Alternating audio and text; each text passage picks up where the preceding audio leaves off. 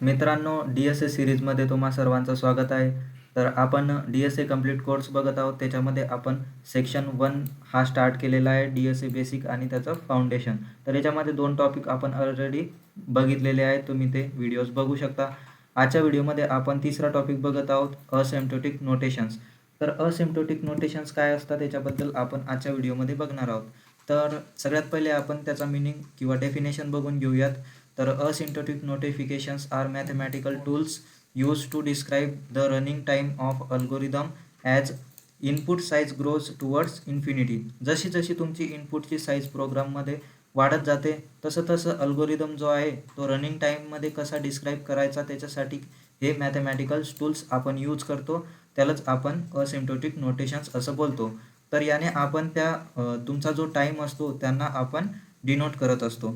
तर सिम्पल वर्डमध्ये बघायचं झालं तर they are a standardize language to express how fast or slow and algorithm is.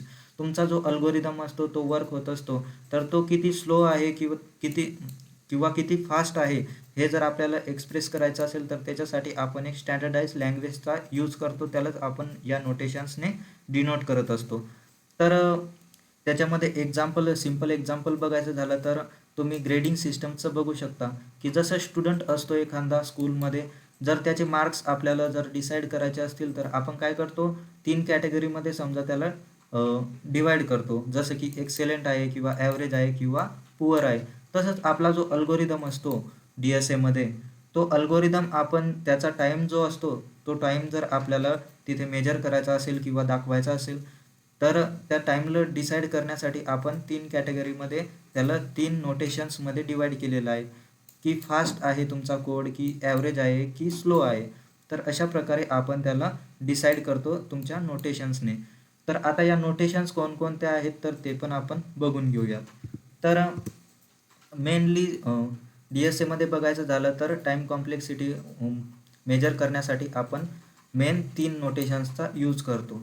तर सगळ्यात पहिली येते आपली वर्स्ट केसमध्ये, त्यानंतर बेस्ट केस आणि ॲव्हरेज केस. आपल्या मागच्या व्हिडिओमध्ये याचं थोडंसं बघितलं होतं, पण या व्हिडिओमध्ये थोडंसं डिटेलमध्ये बघू एक्झाम्पलसहित.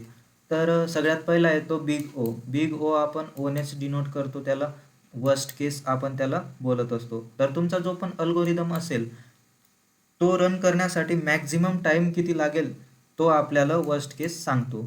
तर यालाच आपण अप्पर बाउंड पण बोलतो, कारण जास्तीत जास्त टाईम आपल्याला इथे लागणार आहे तुमच्या अल्गोरिदमला. तर मोस्ट कॉमनली यूज आहे हा डी-एस-एमध्ये सगळ्यात जास्त यूज केला जातो. तुमच्या इंटरव्ह्यूच्या प्रिपरेशनसाठी पण हा महत्त्वाचा आहे, कारण याच्यावरती क्वेश्चन्स विचारले जातात आणि रिअल वर्ल्डमध्ये पण हाच आपण यूज करतो वर्स्ट केस. कारण की तिथे आपल्याला ज्या तुमच्या पॉसिबिलिटीज असतात किंवा सर्चिंग सॉर्टिंगच्या त्याच्यामध्ये आपण टाईम कॉम्प्लेक्सिटी ही वर्स्ट केसच्या नुसारच तिथे दाखवत असतो. तर वर्स्ट केस ही इम्पॉर्टंट आहे. त्यानंतर एक्झाम्पलमध्ये बघायचं झालं तर this algorithm will take at most this many steps. जर तुमच्याकडे एखादा अल्गोरिदम असेल आणि तुम्हाला त्याच्यामध्ये टाईम कॉम्प्लेक्सिटी जर मोजायची असेल तर तुम्ही जास्तीत जास्त स्टेप किती येणार त्याच्यामध्ये ॲट मोस्ट या कंडिशनपर्यंत तुम्ही त्याला मेजर करता. म्हणजेच काय की वर्स्ट केसमध्ये तुम्ही त्याला धरता. त्याच्यानंतर दुसरी जी नोटेशन येते ती आहे बिग ओमेगा. तर बिग ओमेगाला आपण या प्रकारे डिनोट करतो. तुम्ही बघू शकता इथे सिम्बॉल्स त्याचे. तर बिग ओमेगा ही बेस्ट केससाठी यूज करतो आपण नोटेशन. तर याच्यामध्ये काय सांगतो आपण की अल्गोरिदम जो आहे तुमचा तो सगळ्यात मिनिमम टाईममध्ये कधी तुमचा वर्क होईल. तर हा काय करतो, सगळ्यात मिनिमम टाईम तुमचा अल्गोरिदमचा डिस्क्राईब करत असतो. तर याला आपण बिग ओमेगा बोलतो आणि याच्यामध्ये लोअर बाउंड हा आपल्याला देत असतो. तर एक्झाम्पल बघायचं झालं तर this algorithm will take at least this many steps. जर तुमच्याकडे एखादा अल्गोरिदम असेल आणि त्याचं तुम्हाला जर तिथे टाईम कॉम्प्लेक्सिटी सगळ्यात कमी भेटत असेल, ॲट लिस्ट एका स्टेपमध्येच भेटत असेल, तर त्याला आपण बेस्ट केस असं बोलतो. त्यानंतर तिसरी जी नोटेशन आहे ती आहे बिग थेटा. बिग थेटाला आपण थेटाच्या सिम्बॉलने तिथे डिनोट करतो. त्याला आपण ॲव्हरेज केस असं बोलत असतो.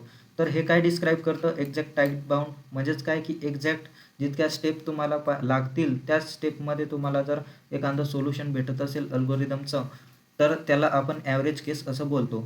आणि ही जी ॲव्हरेज केस आहे तुमचा अल्गोरिदम जो असतो तो काय करतो, अप्पर बाउंड आणि लोअर बाउंड याच्यामध्ये तो रन करत असतो कधी पण.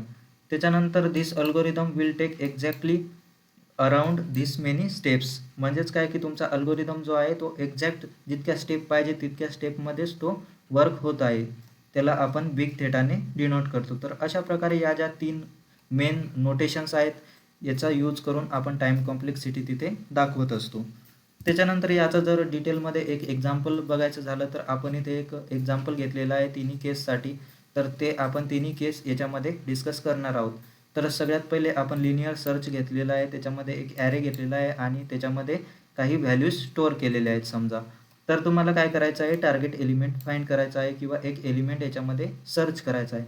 जर बेस्ट केसचा सिनॅरिओ घेतला आपण बिग ओमेगाचा, तर याच्यामध्ये काय येईल की टार्गेट जो एलिमेंट असेल तो तुमचा फर्स्ट इंडेक्सलाच असेल तिथे. जसं की टार्गेट घेतला आपण 4, तर 4 काय आहे, 0 जो इंडेक्स आहे तुमचा तिथेच अवेलेबल आहे, म्हणजेच काय की फर्स्ट एलिमेंट इट सेल्फ. जर तुमचा टार्गेट सगळ्यात पहिले जर तुम्हाला भेटत असेल इंडेक्स नंबर 0वर, तर तुमचं एका स्टेपमध्येच तिथे तुम्हाला सोल्युशन भेटत आहे किंवा तुमचा जो इंडेक्स सर्च करायचा होता, तुम्हाला जो एलिमेंट सर्च करायचा होता तो तुम्हाला एका स्टेपमध्येच तिथे फाउंड होत आहे. No matter how big the array किती पण मोठा असो, पण तुमचं जे टार्गेट आहे तुम्हाला एका स्टेपमध्ये फक्त भेटत आहे. तर ही काय झाली, ही तुमच्यासाठी एक बेस्ट केस झाली. बेस्ट केस म्हणजेच काय की आपण त्याला सगळ्यात कमीत कमी स्टेप्समध्ये फाइंड करत आहोत. तर हे आपण बिग ओमेगाने डिनोट करणार. आता बिग ओमेगामध्ये हा सिम्बॉल आपण यूज करतो आणि इथे ब्रॅकेटमध्ये 1 दिलेला आहे, म्हणजेच काय की कॉन्स्टंट टाईम चालू आहे तिथे. तर कॉन्स्टंट टाईमसाठी आपण हे यूज करतो आणि आपल्याला पहिल्या स्टेपमध्ये आपलं ॲन्सर भेटलं आहे म्हणून इथे 1चा यूज केलेला आहे आपण. तर अशा प्रकारे बेस्ट केस जी आहे ती इथे आपण वर्क होते. त्यानंतर बाकीच्या आपण केस डिस्कस करून घेऊयात. दुसरी केस आहे ती आपली वर्स्ट केस. आता वर्स्ट केसमध्ये जर टार्गेट एलिमेंट बघायचं झालं तर टार्गेट एलिमेंट 10 किंवा 99 आपण इथे घेतलेला आहे. तर 10 बघायचं झालं तर तुम्हाला दिसून येते की 10 हा लास्ट एलिमेंट आहे ॲरेचा, किंवा दुसरा बघितला होता आपण 99. तर ॲरेमध्ये बघायचं झालं तर 99 अवेलेबलच नाही. म्हणजे या केसमध्ये काय करावं लागेल तुम्हाला, इंडेक्स 0 पासून तर सगळे इंडेक्स तुम्हाला 1 बाय 1 चेक करत जावं लागेल आणि जोपर्यंत तो एलिमेंट्स तुमचा फाउंड नाही होणार तोपर्यंत तो सगळा ॲरे सर्च करणार. म्हणजेच काय की जास्तीत जास्त टाईम तुम्हाला लागणार, कारण तुमचा जो टार्गेट एलिमेंट आहे तो इथे लास्ट स्टेपला आहे किंवा ॲरेमध्ये अवेलेबलच नाही. तर तुम्हाला सगळा जो ॲरे आहे तो सर्च करावा लागेल, म्हणजे जास्तीत जास्त तुम्हाला टाईम इथे लागेल. तुम्ही इथे बघू शकता की लास्ट एलिमेंट आहे 10 आणि दुसरा जो आहे 99 तो लिस्टमध्ये अवेलेबलच नाही आहे. तर have to check all n elements, तुमचे जितके पण एलिमेंट्स आहेत ते सगळे तुम्हाला 1 बाय 1 चेक करावे लागतील लिनियर सर्चमध्ये. तर तुमच्या स्टेप्स काय होणार, n नंबर ऑफ स्टेप्स तुम्हाला तिथे फाउंड करावं लागतील त्या एलिमेंटला. तर आपण याला बिग ओ न डिनोट करतो, तर ओ ब्रॅकेट ने आपण इथे त्याला दाखवणार, कारण की n नंबर ऑफ स्टेप्स लागतील म्हणून इथे आपण n घेतलेला आहे. तर वर्स्ट केस अशा प्रकारे आपण तिथे डिनोट करतो. त्यानंतरची येते ॲव्हरेज केस. आता ॲव्हरेज केसमध्ये आपण बिग थेटाचा डिनोट करतो. तर ॲव्हरेज केसमध्ये काय असते की ॲव्हरेज म्हणजेच काय की मिडलला आहे कुठेतरी तुमचा एलिमेंट. तर टार्गेट एलिमेंट समजा आपण 5 घेतला, तर तुम्ही बघू शकता तुमच्या ॲरेमध्ये हा जो 5 आहे हा मिडलला आहे कुठेतरी.